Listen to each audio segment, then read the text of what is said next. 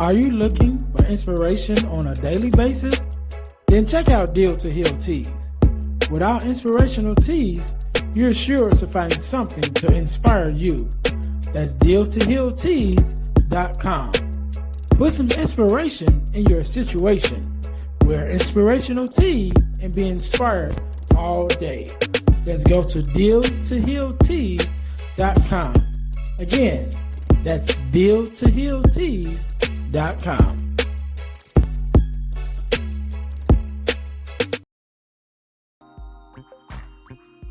Hey guys, if you're enjoying this podcast, then I know you'll enjoy the Girl Dad Discussion podcast. I'm your host, Ernest James, and I believe the relationship between a daughter and her father is one of the most important relationships a young lady can have.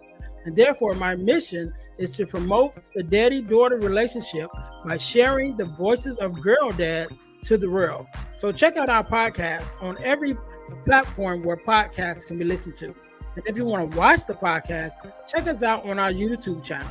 Again, that's the Girl Dad Discussions podcast with your host, Ernest James.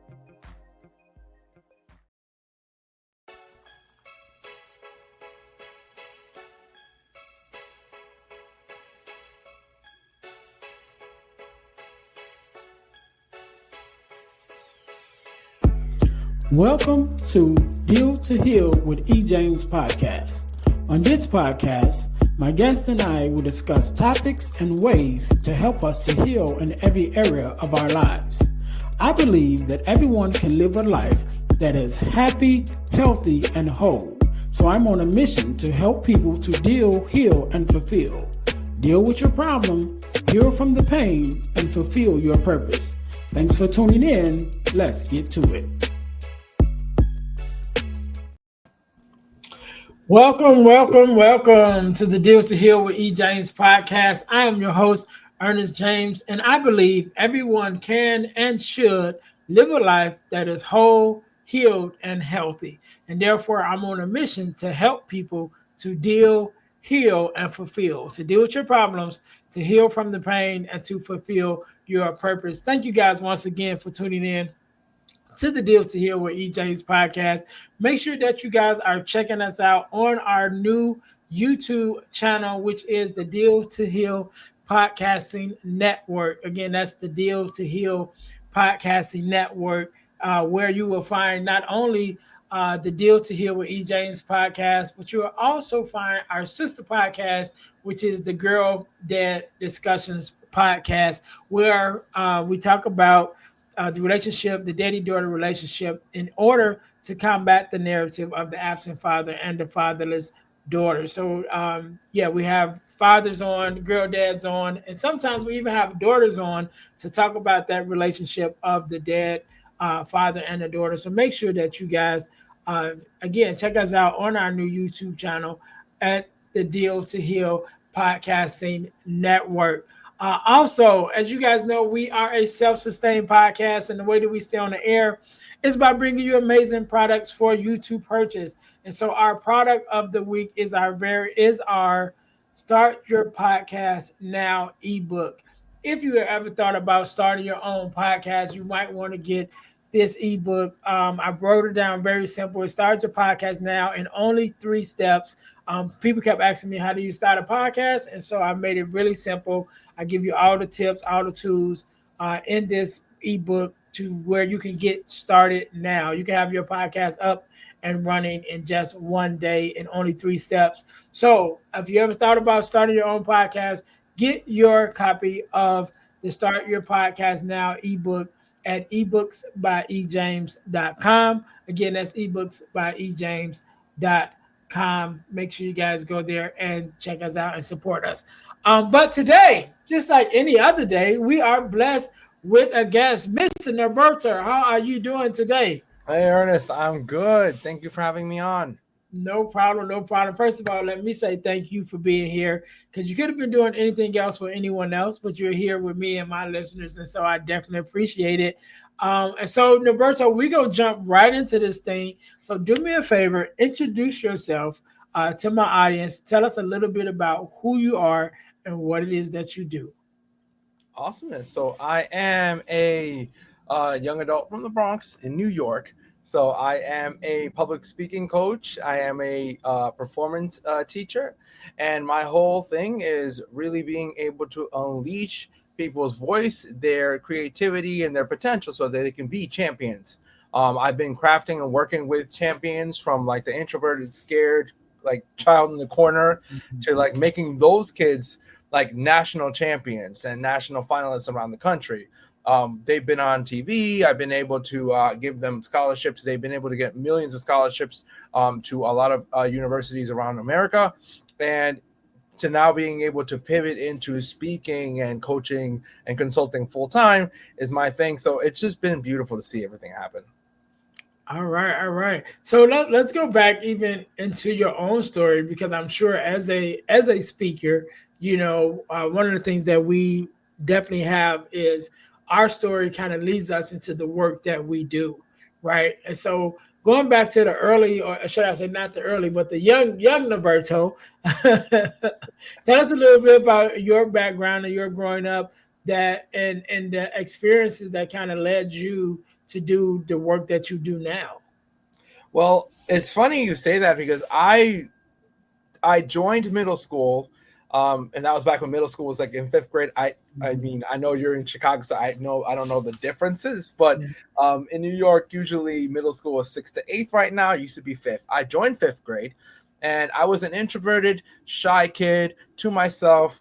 I I, I was thinking I'm gonna lay low, get through middle and high school, and I'm gonna be fine. But we both know in our line of work that's not how this works. So I'm there just going about it. And this teacher, she came to me, and all she knew was that like I used to like be a part of like the choir in elementary school. So she knew I could sing. That was really all that she knew. So she approached me. This is the theater teacher, and she asked, "Would you like to be in the musical?" And I'm like, what is that? I have no idea what this is. And she's like, it's where you can act and sing. I'm my brain's gonna blow up. I'm like, you can do both? I don't want to. And she's like, well, just audition. And in my head, I'm like, well, as like 10-year-old me, I don't say no to adults. I mean, I'm sure I'll do this. I'm gonna suck and leave. So I auditioned and I left. And then I checked the callback list and like the cast list of who's going to be in the play. This is a musical called Once on This Island, the first musical they were doing. But this school is 5th to 12th grade, so everyone's considered. So I'm thinking you're going to have 11th and 12th graders in this. I'm not going to compete with them on a high level. I'm probably going to be a tree. So I'm looking through the tree roles. I'm like, okay, I'm not a tree. So I didn't cut it. I was not at the caliber of a tree. So I'm like, I'm just going to go home. So I went home, and she called my mother, and she's just like, hey, Miss Troncoso, I wonder why is Norberto not at like rehearsal? We missed him today. So my mom, only really knowing Spanish, but she understood what she was getting at, just put the phone on me. And I'm like, ma'am, like, miss, with all due respect, I'm not a tree. Like I'm just so I'm not gonna be there. And she's like, no, but you're agua. And I'm thinking, agua, because that's Spanish for water. I'm like, my teacher, she's trying to Spanish. I don't know. But I'm like, what the heck is agua? So she says agua. I looked it up. Agua was one of the four gods in the musical, essentially a lead role. So I had a moment. I'm like, are you insane? You cast me as one of the leads? Not only that, Ernest, I am the only middle school lead in the entire show. Like, it was literally 12, 12, 12, 11, 12, me, 12, 12. Like, it was like, what are you doing? And I'm thinking, okay, how can I quit without like upsetting her? Because I'm like, I'm not gonna do this. Like, on stage in front of Pete, nope. So I chickened out of quitting. I chickened out. So I literally was like, all right, let me just lay low, see what can happen. But the problem is, it's like in every rehearsal, in every practice, in every moment, she would not give up on trying to get me to just open up and try things. So despite the fact I'm like this introverted like kid in a shell, like the musical went well. It was really nice. A lot of people were just like loving this across the board. And I told her this was such a fun experience. I'm going to do this for the rest of my, career at the school. And the problem about this, or this is like, if I give somebody my word, I'm going to do it. Like, that's why when Chris was telling me about the Chicago meet, I was like, I'm going to do my best to get there. If I can't, I can't. But, God will just orchestrate things and it'll just pop off. So I'm not even, I was like, okay. Um, was broken blessed on that weekend. But I think all that was a good catalyst for me because as I moved on through middle school and high school and I was doing shows and I ended up being a part of my speech and debate team, the same thing. I don't want to do this. This is just like very weird. And also I'm in front of people. I don't know what that's going to be. And what the heck am I going to do? But soon enough, it became something where I became the guy in theater when it came to like that. Like I became like, if there was any theater or music happening at the school, Norberto, like you that go to, even as a high schooler.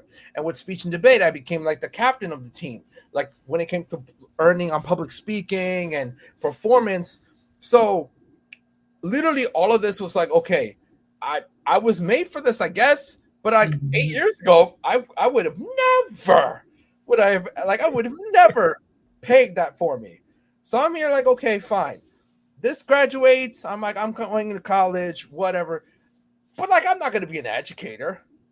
Like, I'm great. This is a good experience, and I'm gonna. People told me I'm good at business and finances and logistics. Great. I'd have no interest in being an educator. And I realized like I would work part-time to like give back to my school. So like, anytime the kids needed stuff with speech and debate, we'd work, I'd coach. Like I just did that a lot over like, 10 years. And it was funny because like every time I tried to like move away from it, like I just did it for college, but then I was like, I don't need to stay here. But these kids wouldn't leave me alone. Like they would not let me go. And I'm like, guys, I am not the guy. Like there's so many other qualified people. And the problem is that a lot of these kids, they're like, no, but you're my person. And I'm like, I don't know how to respond to that.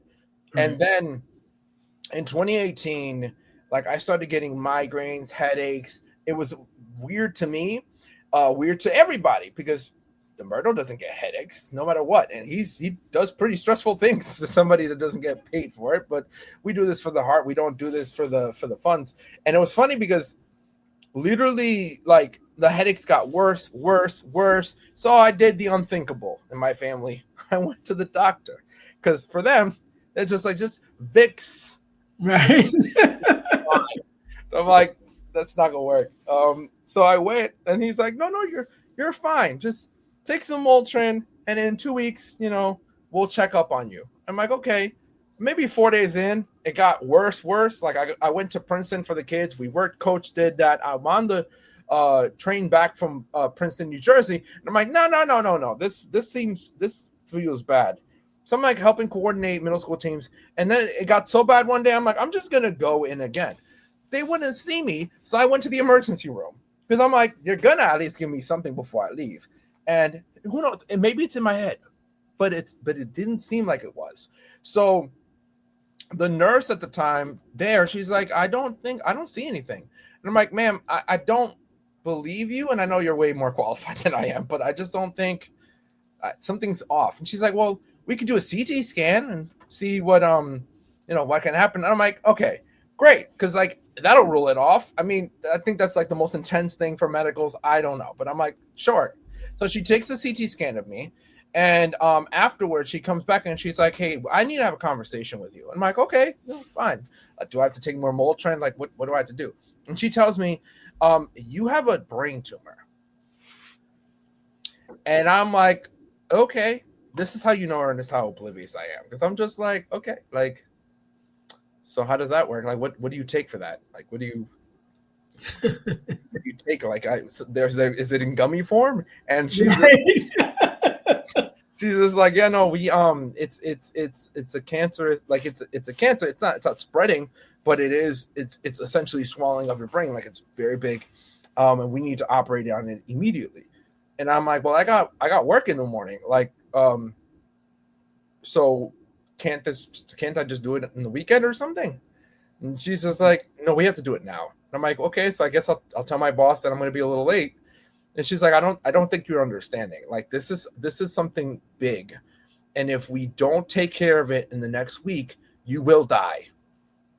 She said that, and again, I'm 23 at this point. I'm like, she said that, and I'm like, she said that, and I'm like, okay, die, like with a capital D. Like, I don't. What do you mean? Like, it wasn't comprehend. It wasn't making sense to me, and I'm like, okay, um, I guess we'll figure this out. They did an MRI, they did an initial surgery, and they're like, we took a lot of fluid out. We were able to do some like biopsy thing. I wasn't really remembering it, but she's like, okay, so we're gonna do like the actual surgery. My brain, I'm like, this initial thing was not the surgery. Like, are Right. you kidding me? Like, you guys had me under for like 5 hours, and now you're telling me that was just like, oh, we're just like, getting liquid. Like, so I'm like, okay, can I just go home? And they're like, nah, you can't. Like, you can't. And we're going to work on this, and you're going to see what happens. So I went in for surgery for what I assumed was going to be an hour, maybe two. Again, I'm an idiot, it seems, because the medical field was just not it. I was just like a lot of like darkness, hallucinations, a lot of things. And I found out at the end of that month that I had gone into a coma mid-surgery. I died, and they were trying to bring me back for like 10 minutes. They brought me back, but like function was off, and then the function started working, but like I lost all feeling in all of my limbs. I couldn't move, I couldn't eat, I couldn't talk, I couldn't do anything, and they didn't know if I was ever going to be able to. And then the surgery started getting intense, and they told my family at the time that I had a 62% chance of surviving. Like, it started at like 53, then it went to like 62, but it was basically at that area. And when I came to, and I used the text to speech app because I didn't have any other way to communicate. I was texting my friend. I'm like, oh, I was told I have 62% chance of odds. That's good, right? Because that's more than half. He's just like, you're an idiot. No, that's terrible. If it's under 90, you're dead, Norberto. And I'm like, oh, that's okay. And literally that was Christmas for me. Like, that was Christmas. That happened. I didn't share this previously, but my mother had double kidney failure basically Christmas Eve. Wow. So At the same time? Yeah, we were both in the same ICU like building. Like, she was like 2 floors above me at the same time. And she's had kidney like issues in the past. So there was a real like practical, like a realistic chance she was going to go. And mind you, right after I essentially left, and like, it was like, and for me, I felt bad because my sister is 13 years younger than me. I do the joke because my son is also 13 years younger than her, so it's a weird, but that's me, 23. So imagine this girl's 10 on Christmas, wants to be with her family, and literally her mother and her brother are not there. Her other brother is just like in such a disarray mentally. He doesn't know what to do, so he just goes with my dad. My parents aren't together, but my father was literally at my side in the hospital room daily because he didn't know what to do. Like, his firstborn was about to out, and even like his ex-wife it was like a whole thing.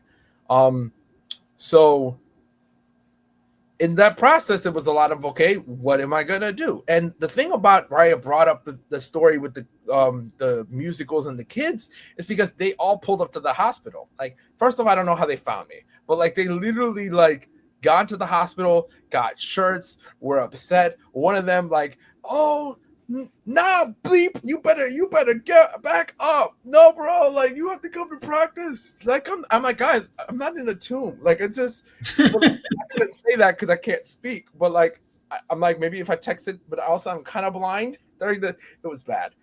But like, I saw emotions, frustrations, uncertainty, And the problem is that I've usually been like the totem, the mind, like the faith guy. So when the faith guy can't talk to you, it really is hard.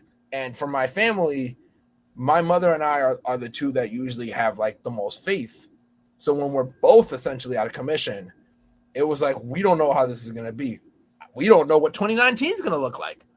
I'm here New Year's, and I'm like, I'm just looking out the window of like a hospital in the Bronx as the clock strikes 12 on New Year's.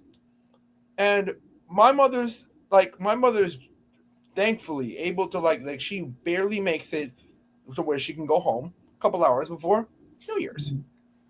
So, and she uses her first minutes of freedom to come make sure that her son is going to be fine. So a lot of conversations, a lot of things, and people kept talking to me about, what do you do with faith? What do you do when all of this stuff is happening? Because we don't know. We know you're a big Jesus person. And I'm like, yes, and I fully believe it's going to work out no matter what happens. And for me, when I talk about, the whole mindset of doing it scared, the thing is rooted in, you don't know if you have tomorrow.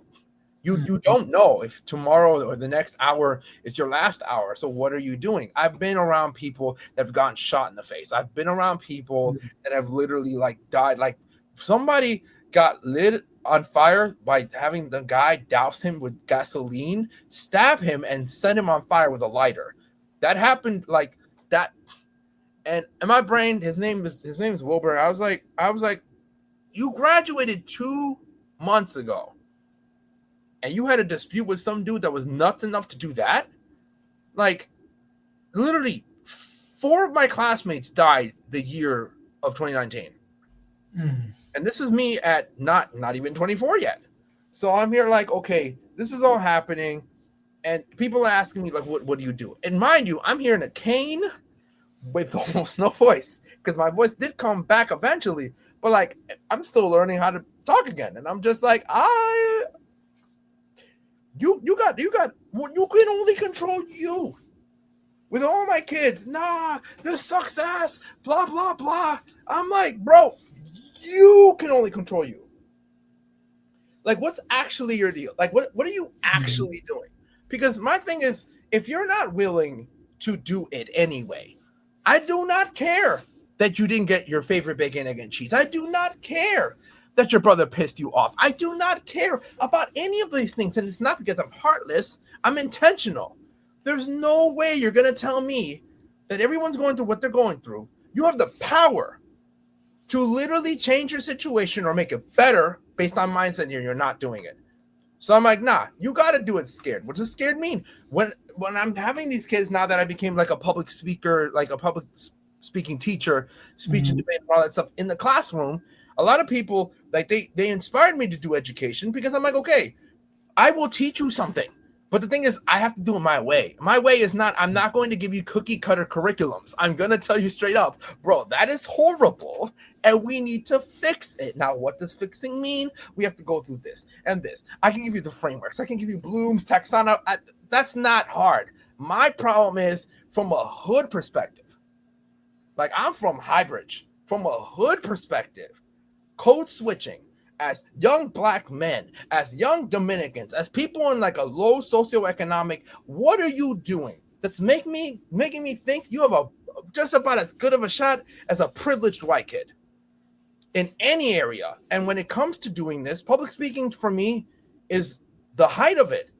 Me finding my voice through theater, me finding my voice through talking with these kids and working with them, me finding my voice after I had no voice. That was so important to me. So anytime I have a kid that's like, I'm scared, I don't know if I should do it. And I'm like, I mean, I told you to do it. I don't want to. I didn't ask you if you wanted to do it. Like, get up. Like, and the problem is they can't say I'm mean. Like they're just like I'm somehow the favorite, even though I'm direct with them. But I'm like, nah, bro, because my thing is, if you could only find out what you're capable of, what your purpose is, what is in you, and I've seen it, then I know you're going to be great. And I've seen kids, 6th grade, 7th grade. My sister was one of the shyest, quietest people on the planet. She's a national finalist. She has companies. She's signed by agents. Disney was on her doorstep like a year ago, and I'm like, this is what happens with kids that have certain developmental, whatever you want to throw at it. IEPs, autism, you have a stuttering issue. I don't care because I know what you're capable of. I know it for a fact. I should not be alive. There's no way. And yet God just pops off. Yeah. God just pops off. So I'm just like, if I can give any insight into making sure that you guys like move with power, so you guys can be people that do it scared, and you can be people that have a champion mindset, like a power mindset, then that'll be good for me. And I mean that so wholeheartedly. And it's rooted in my being. You will succeed.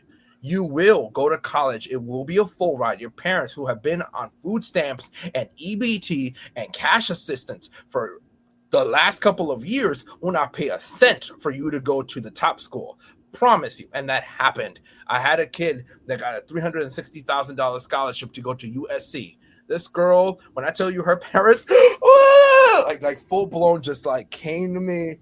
And I was so happy because I remember when they had a hard time buying meat at the store at like a Stop and Shop. And again, this is just what it is. I know that like typically teachers and educators, like they're just like, when the school day is done, it's done. Sometimes in our line of work, that's not the case. Sometimes you're going to get that kid that's like emotionally wrecked at 9-10 p.m. but you're the only person that they want to talk to. Yeah. And it's just kind of like, okay, or like in the middle of school, like you have your off period. And I realize I hide sometimes because I know the kids just like, ooh, we're going to skip class and be with it. No, leave me alone. But I have had kids that have literally been like, hey, I don't know what to do, and I'm going to blow up. So I usually text the social work team. I'm like, hey, just a heads up of this is happening, but I have them just because I know they're only going to open up with me or like certain teachers in the building. So, but the thing about it is that's the whole person. That is the whole person. So you have to be mindful of the whole person. And part of doing it scared is, hey, being able to vent when you don't think that you can trust people. Like, it's so encompassing, Ern, that I want to make sure that people understand that they're seen, that they're heard, they're loved, they're respected. And on top of that, they have the capacity to do phenomenal things. I don't need you to relegate yourself to TJ Maxx. Unless you love TJ Maxx, but like, it should be that like, bro, like I have dreams, do them, and we will make it happen. Even if it's not me, if I'm just a guide, yay. But like, you know better than to just be like, I'm done, I'm finished, because I was not, and I know for damn sure I cannot allow someone to settle for mediocrity just simply because they think there's no other way. Yeah. I love it, man. And I'm listening to you. And I know as speakers, we talk about our background and we talk about the things that we've been through. But I'm listening to you tell your story, and I'm just and I've heard it before, right? Most of it, and I'm like, oh, it's still captivating. So and with you being a speech teacher and talking to the kids, how important is it for them to learn not only to use their voice but to tell their story, and how much of the power of storytelling is it, that makes such a difference in them. So like you said, you had a student to get, that scholarship, which is probably amazing, but I'm sure there was some of those same principles that you had to teach her as far as to be able to tell her story. So how important is it, how important has it been for you, to share your story and to help you overcome that, you're able to teach that to the kids where now they're able to use their experiences to still be able to turn them into a positive outcome also. Well, I'm a firm believer that your story is important even if you don't think it is. And anything. I mean, I've had kids that like they're mad at their parents, so like, you know, they just decided to in rebellion not eat breakfast. Which again, for a kid, a teenager that's growing, you just walk into second, third period, you're already angry. And you're thinking, this teacher's pissing me off. It's like, no, you didn't eat a sandwich. Like this is a lot of things. So those stories for me, I'm like, okay, let's tell them. Let's talk about it. You guys are people that binge stories. TikToks are, like these short stories, Mhm. cartoons, YouTube videos. People have stories, they have narratives, they have hooks, they have things that really help, like they really connect. So for me, one of the things that I use is something called Mad Lib, which is I'm going to give you like a prompt or a first sentence. And from there, we're off to the races. Like if I write on the board, I can't believe you blank, it's over. Like it doesn't even, and with hood kids, they're like, I can't believe you stole my girl. Like immediately they just start running in. Um, but I'm like, there has to be truth to that. Like, obviously some of this is just for fun, but also there's like, okay, what is the truth and what is your structure? And by me being able to tell them my story, and some of them are like shook because they're like, but you're such a holly jolly person. I'm like, that doesn't mean that I didn't go through some things. Mhm. And Mhm. my thing is for you, what do you go through? What happens? There's been times where I'm like, okay, if you are in a single parent household, raise your hand. If you have been judged because of the way that you speak, raise your hand. If you have been followed by the cops unjustly, raise your hand. If you haven't been able to afford Wendy's, raise your hand. Then we got to talk about it.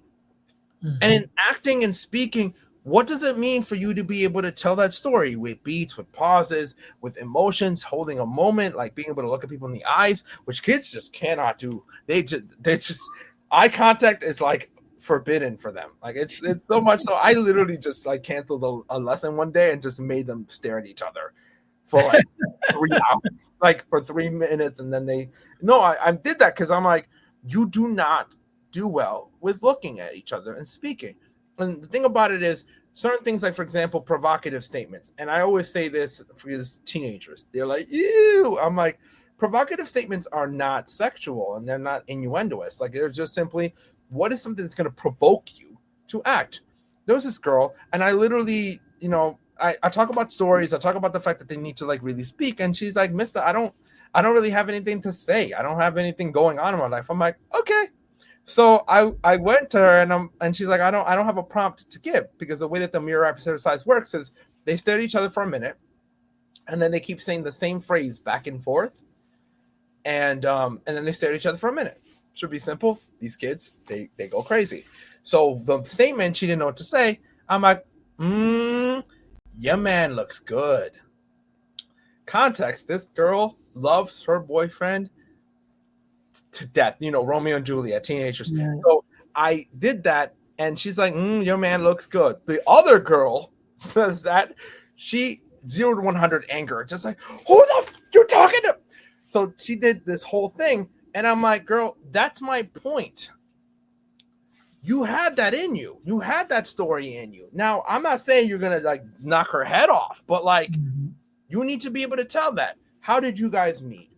What was the first thing that he did that made you realize, wow, he's my partner for now, or forever, whatever in your head. But like, Mhm. what does this mean?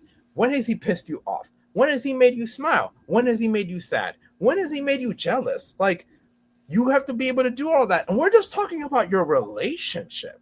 Right. So my thing is like, whenever I'm teaching, they think we're gonna get to like certain modules with other people, and I'm like, I can cover a whole bunch of that stuff. Like we have a year, we have the year. It's just, but I'm like, how are you guys going to be good storytellers if you don't open up, if you don't speak and you don't perform? And the thing that I use is I have a framework, and it's called power. Like there's pitch. I've talked it with them, and it was pitch, tone, volume, rhythm, accent. So for them, the breakdown is it's pitch, which is okay. How are you in the way that you speak? Because you need to be mindful of that. Like if you're speaking a certain way and your voice is cracking, you're not really confident about what you want to say. It's just Mhm. kind of like you're speaking, but like if you're like, get out of my room, but like your voice is flickering, I don't believe you're not going to do that with power. The next thing would be like ownership, which is the same thing as tone. It's like, understand that you have to own the fact that if you woke up on the actual wrong side of the bed, the first person that catches your fire, that catches your anger, frustration, because maybe you didn't eat a bacon, egg, and cheese and you missed the bus and it's raining, and then you get there, and then like the principal meets you at the front and they're like, how are you? And you're like you're angry. And the principal, if this is a first impression, is going to think, okay, you are a bad person. You are upsetting all these black kids, whatever is in their heads. But the thing about it is, okay, You have to own the fact that you decide how people experience you for the first time. Mhm. So it's like, okay, maybe you need to breathe, smile, and say, hey, first impressions, like it's important. So there's that. There's wavelength, which is the same thing as a volume. Are you loud when you don't need to be?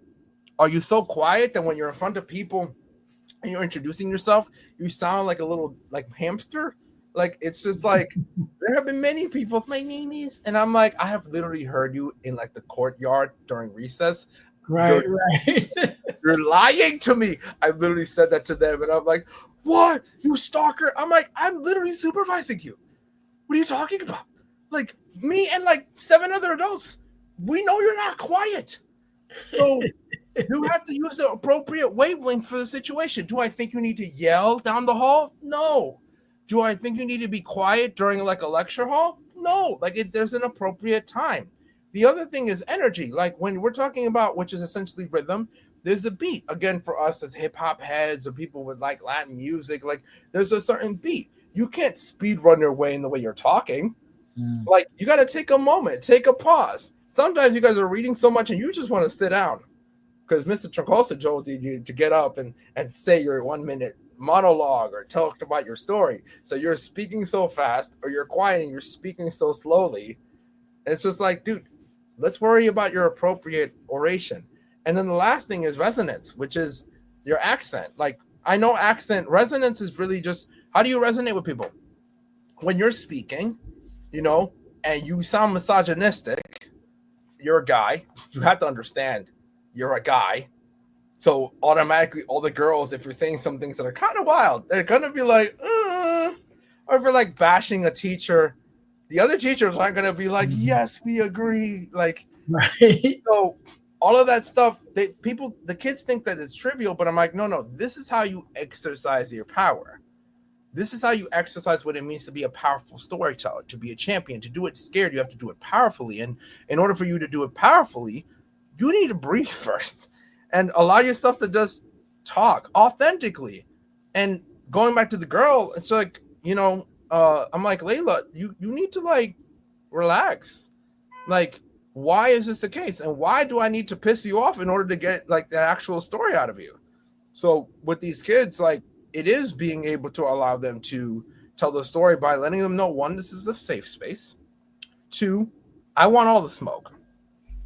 I want you to absolutely lose your mind. It is perfectly fine. You are safe here. What I will not accept is you not trying. What I will not accept Mhm. is you opting out. What I will not accept is you thinking that you can play me. You don't want this. Like, please, it's not that deep.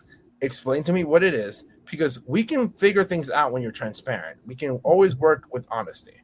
I cannot work if you're hiding things because then you blow up randomly, and you know how hood kids they get into like fights, and then all kids they just like fight and all that stuff. How did this happen? They were friends yesterday. I'm like, I saw it. I saw it in their body movements. I saw it in their gestures. I saw it with like if you have like hunched shoulders and like you're like looking at the ground, you're like pouting, and then it's because they took your Takis in the morning during like, the check-in. I already know why you're mad. So when you get to me, I already know. I'm like, hey, good morning. Give me a sound face. I'm like, hey, good morning. Do you want me to buy you Takis after school? Oh, my sister goes to the school. I'll deliver it to her or something. But again, it's learning every single kid. And when the kid feels seen, they feel known, they feel loved, they feel heard, then it's like, okay, now I want you to tell your story. I mean, we're adults, so it's a little easier for us to be expressive in that way, but everyone has trauma. So how can you turn trauma into testimony? The only way to do it is by just talking. And I mean, public speaking is the number one fear in America. So, I mean, Yeah. you got to do something. Yeah, yeah, yeah. And I love it that you're teaching them to use their voices early, right? Because that's one skill that you got to take everywhere you go. Once you get out of high school, you got to get a job. You got to be able to represent yourself correctly. Yeah. If you get into a position of leadership, you got to be able to express yourself correctly. In your relationships, you have to be able to express yourself correctly. And so, yeah, so by you working with them to teaching them, how to use their voices and tell their stories, which is their truth. And I like one of the things you said about being, talking about your truth. One of the things I always say is it's easier to deal with truth because truth don't change, but lies always do. You know what I mean? And so it's like, why, if you're speaking your truth and being able to represent yourself correctly, you can express yourself that way, where your story, your truth, your values that you've learned from your experiences and being able to express that to an audience. I think that's amazing, and especially as high school kids, because I didn't do that. I actually was the quiet kid, and I always tell people, like, now, they see what I do as a speaker, they see me, on the podcast and things, and it's like, what, you quiet? Like, I'm actually still an introvert. You know what I mean? I'm still an introvert. I'm still quiet, but when I get behind the mic or I get on the stage, then it's time to show up. And I kind of live for that part of it. But if you catch me once I get off the stage, I'm actually still quiet. I'll be like in a corner somewhere, just like chilling by myself. You know what I mean? And so, but to be able to express yourself, I didn't really express myself verbally a lot during high school. I didn't start until I became an adult. But by you teaching these kids to be able to use their voices early, you actually giving them a head start on life, and a head start on beginning to bring their dreams to reality, because they can speak it. They can speak what their dreams are. They can speak what their thoughts are. They can speak, their the things that they have in mind, like what do I want my life to look like?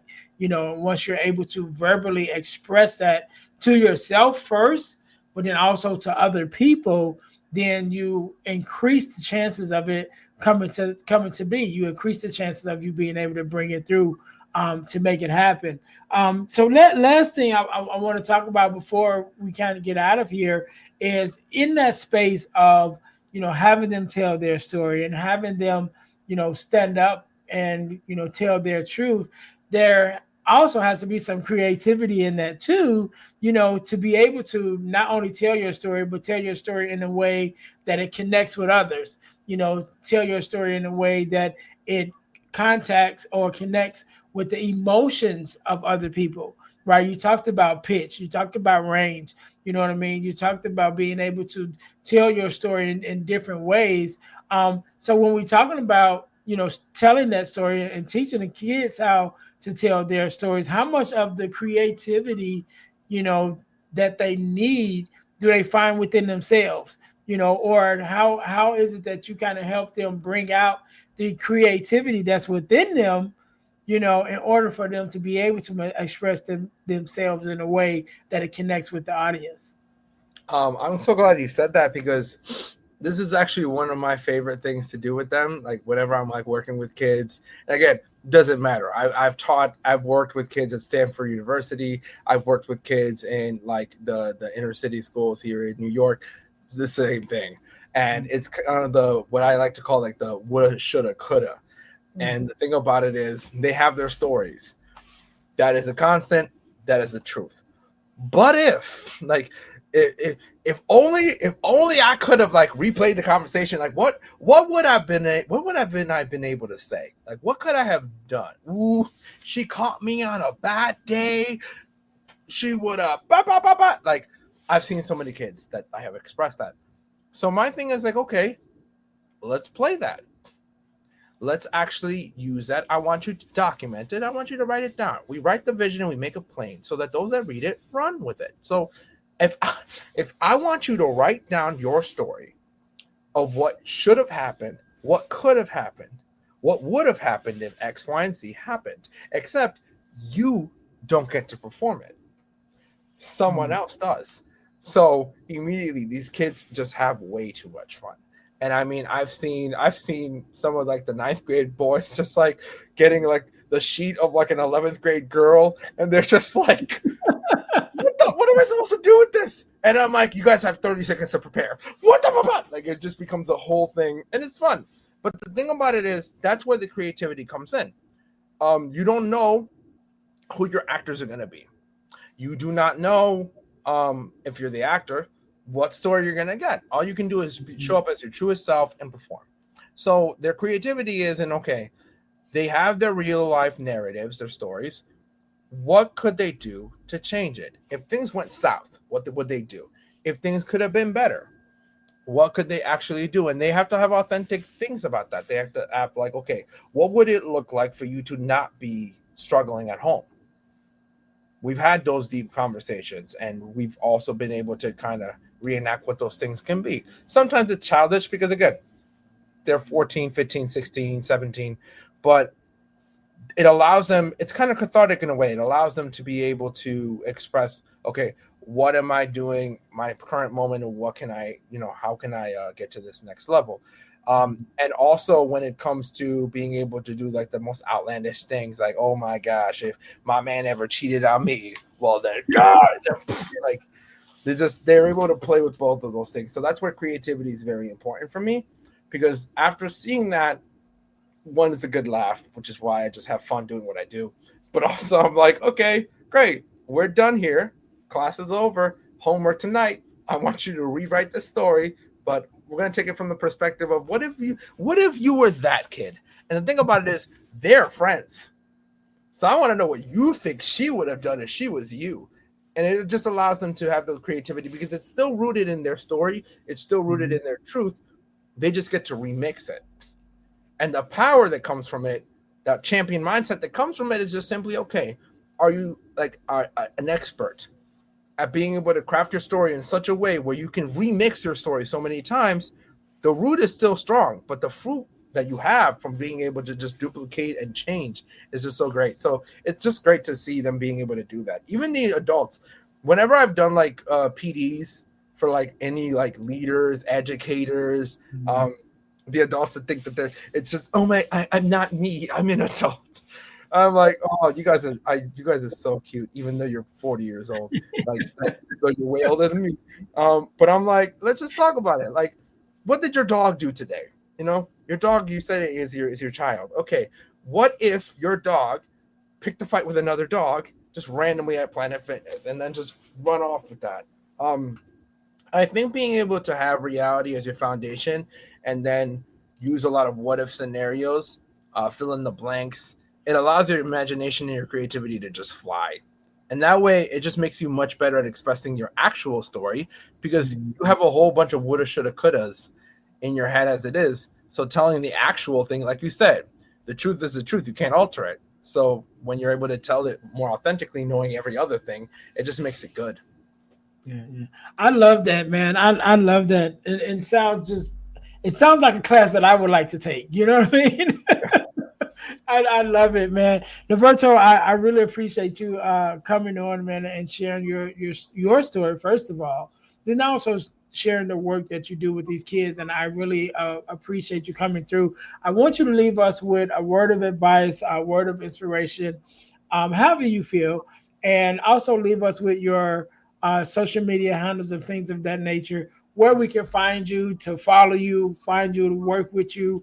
I know also that you are a speaker, so even being able to book you to come out to be a speaker, or even facilitate some of these workshops that you do, at in a school or organization. So I would like you to do that. I'll give you a couple seconds to think about that. To my listeners, I want to say thank you guys again for tuning in to the Deal to Heal with E. James podcast. Make sure you guys are checking us out, or checking me out, should I say, at my website, dealhealfulfill.org. Our new website actually is out, and I always keep forgetting to to do a post about it. But my new website, my new speaker's website, is ernestjamesspeakslife.com. You can see it right there on the ticker on the bottom, which is also the rest of our other websites and things. So make sure you guys go check me out at ernestjamesspeakslife.com. Again, that's ernestjamesspeakslife.com. Or go to our dealhealfulfill.org website, because our mission, my mission, is to help people to deal, heal, and fulfill, to deal with your problem, to heal from the pain, and to fulfill your purpose. So make sure you guys are checking us out at that website. Also, make sure you guys go to ebooksbyejamescom in order to check out some of the ebooks that we have available. I know we talked about the Start Your Podcast Now ebook, which is available there, but there are also other ebooks on our sister podcast, which is the Girl Dad Discussions podcast. One of the ebooks that we discuss on that podcast is the ebook that I wrote called The Core Four, which is the 4 core values that every daughter should get from her father. So you can also, guys, can find that at ebooks by ejames.com. So make sure you guys are going there and checking us out and purchasing our ebooks. Also, check out our inspirational t-shirt line at deal2healtees.com. That's deal, the number 2, healtees.com. Make sure you guys are checking us out, our inspirational t-shirts, as well as our new podcast merch, which is our t-shirts with our podcast logos on it. There's one for Deal to Heal with E. James podcast, as well as the Girl Dad Discussions podcast. You can find all of our t-shirts at deal, the number 2, healtees.com. Make sure you guys are going there.